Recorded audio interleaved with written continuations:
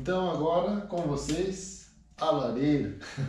Eu falei que faria um time-lapse, né, acendendo ela, mas até esqueci, cheguei aqui, tava mexendo com as coisas, nós chegamos da rua agora, né, e já comecei a mexer agora que eu lembrei do vídeo.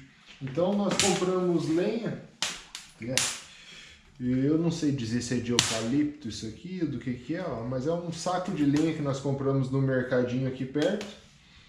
Daí fiz ali um emaranhado deles, né?